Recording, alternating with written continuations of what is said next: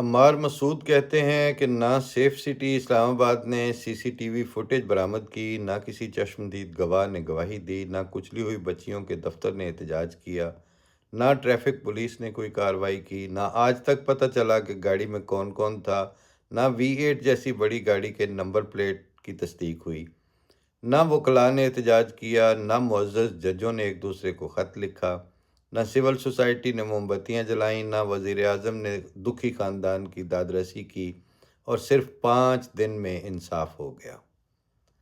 صرف 5 دن میں انصاف ہو گیا، کچلی جانے والی بچیوں کے خاندان کی زبان پر قفل لگا دیے گئے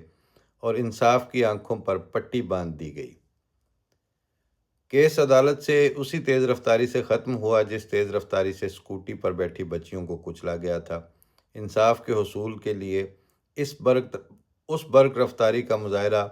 اس عدلیہ کی جانب سے کیا گیا ہے جس کے کیس نسلوں تک فیصلوں کے منتظر رہتے ہیں۔ یہ تیز رفتار انصاف اس عدلیہ کی جانب سے کیا گیا جس کا دنیا میں انصاف کی فراہمی میں 140واں نمبر ہے۔ یہ کارنامہ اس عدلیہ کی جانب سے کیا گیا جہاں کسی کیس میں دہائیوں تک گواہوں کی پیشی نہیں لگتی، جہاں سائل انصاف کی تلاش میں سرگرداں رہتے ہیں اور عمریں گزار دیتے ہیں مگر انصاف نہیں ملتا۔ اس عدلیہ کی جانب سے ایسا کیس 5 دن میں نپٹانا ایسا کارنامہ ہے جو شاید اس وقت تک نہ دہرایا جائے جب تک کسی اور جج کا بچہ کسی اور بڑی گاڑی میں بیٹھ کر کسی اور بچی کو قتل نہیں کرتا۔ سارا زمانہ ششدر ہے کہ یہ کیسا کیس تھا جو بس 5 دن میں تمام ہو گیا۔ حیرت ان وکیلوں پر ہے جو ہر وقت احتجاج کو تیار رہتے ہیں، جن کی مرضی سے عدالتیں چلتی ہیں، جو سب سے زیادہ انصاف کا نعرہ لگاتے ہیں، جو اپنے پریشر سے حکومتوں کو زیر دام لاتے ہیں اور جن کی بارز کی طاقت سے بڑے بڑے جج گھبراتے ہیں۔ سوال یہ پیدا ہوتا ہے کہ وہ سب کیوں خاموش رہے؟ وہ بڑے بڑے جج جو سر عام ایک دوسرے کو خط لکھتے ہیں، جن کی طاقت اور دہشت سے ٹی وی پر ٹکر چلتے ہیں،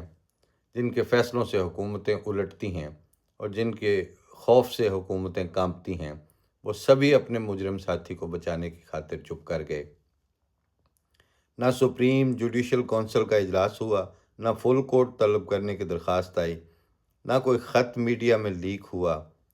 سب اپنے ساتھی کے جرم پر پردہ ڈالنے کو خاموش ہو گئے۔ ایک لمحے کو سوچیں کہ جج آصف اب بھی انصاف کی مسند پر براجمان ہوں گے اور سائل امید لے کر انہی سے انصاف مانگیں گے۔